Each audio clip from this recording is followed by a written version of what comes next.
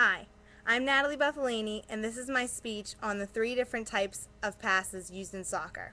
This is my audience, Mr. and Mrs. Musanti, and my dad and my grandma, and my mom, Jane.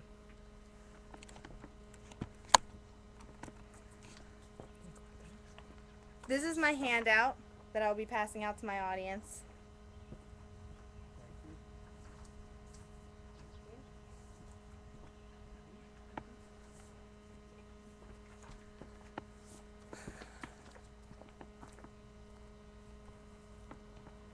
Make sure there's no glare.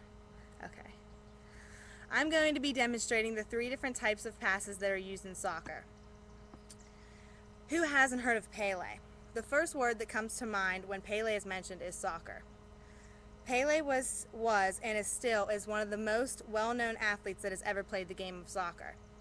He was given the title of Athlete of the Century by the International Olympic Committee, and he was also listed as one of the 100 most important people of the 20th century. There are many different ways to pass a soccer ball depending on the particular situation. However, the 3 basic passes that are used are the push pass, the wall pass, and the chip pass. I have come to learn the game of soccer as my second nature because I played for 10 years competitively, and since then I've been playing recreationally indoors and outdoors. I also refereed soccer for 3 years. As a result, I had to learn all the rules and regulations of the game of soccer. Since then, I haven't been involved with soccer over half my life. I feel like I know the game inside and out. Also, I have attended soccer camps, and while I was there, I learned many valuable tips and also unique strategies that others may not know of. Passing is one of the main components in soccer. It is what keeps the game pace going, and without it, you are not as likely to win your team a goal. The key with passing is to keep it simple, which means that you should try to always pass the ball to your nearest teammate that is not being marked by an opponent.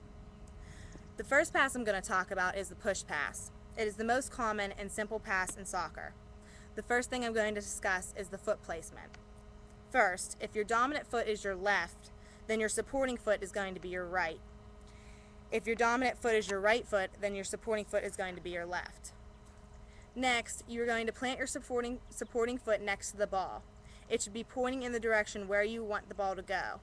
Now that the supporting foot is planted, you are ready to use the follow-through of your kicking foot, which is also known as your dominant foot.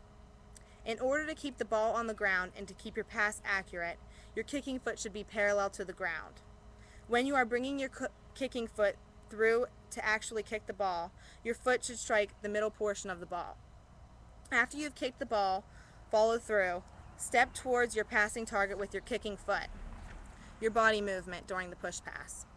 While performing the push pass, your hips should be open to allow your kicking foot to make the proper contact with the ball, but also to allow the full swing of your leg from the hip. Also, try to bend your knee and lock your ankle. Only lock the ankle of the kicking foot. By locking your ankle, you will have a more accurate pass and the ball should travel directly to your teammate. There is no proper placement for your arms. They can move wherever necessary to maintain your balance. Finally, make sure the upper half of your body is over the ball, so the ball is more likely to stay on the ground instead of going up into the air. I'm now going to demonstrate the push pass.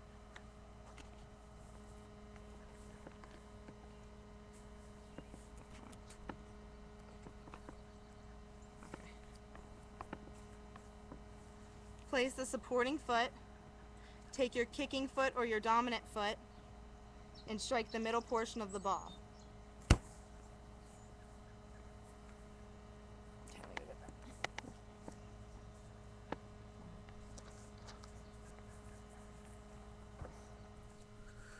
Let's move on to a different pass that is used for pressure situations.